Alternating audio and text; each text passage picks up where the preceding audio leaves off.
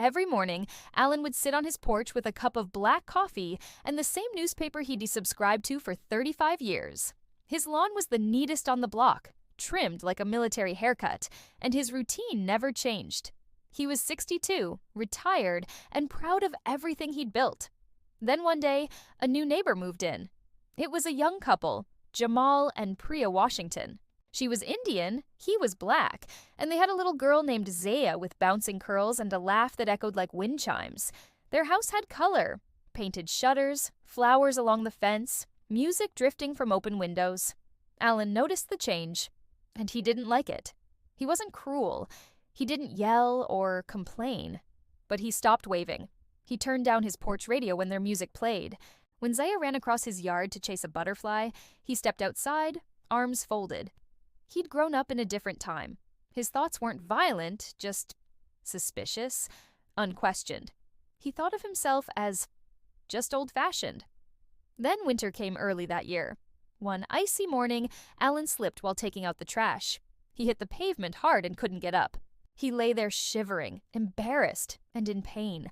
That's when he heard the door across the street fly open. "Alan!" It was Jamal. He dashed across the icy road, carefully helped Alan up, and shouted to Priya to grab a blanket. In minutes, they had Alan inside their house, wrapped in warmth, Priya on the phone with emergency services, and Zaya standing nearby, holding his hand gently like a tiny nurse. Alan didn't know what to say. After the ambulance left, Jamal came by to check in. "You'll be okay," he said. "Just rest. We're right across the street if you need anything." Alan wanted to say thank you. He wanted to apologize. But his throat closed up. Over the next few weeks, Jamal and Priya brought over soup, cleared his walkway, and even helped fix a leak in his roof. Alan found himself sitting at his window, watching Zaya dance in their front yard in her snow boots. One morning, he stepped outside with a box in his hands. Inside, it was an old Lionel train set, the one he used to play with as a child. He crossed the street and knocked on their door. Priya opened it with a warm smile. "Hi, Alan." He cleared his throat. "I wanted to give this to Zaya. My father gave it to me when I was her age." Zaya ran over, eyes wide. "For me?" Alan knelt down. "If you promise to take care of it." That evening, the Washingtons invited Alan for dinner. He hesitated, but accepted. Their house smelled of ginger and spices.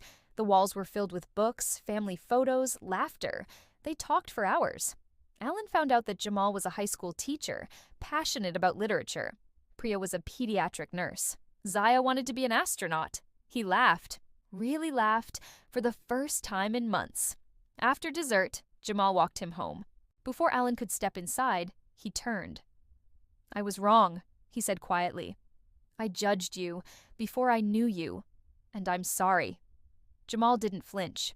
He just nodded. "Thanks for saying that." They shook hands, and this time, Alan initiated it. The next morning, neighbors noticed something different. Alan was sitting on his porch, waving at everyone, especially at the little girl across the street who waved back with her toy train in hand. From that day forward, the Washingtons and Alan became more than neighbors. They became family. And in his final years, Alan often said something that made people pause. "The world didn't change when they moved in.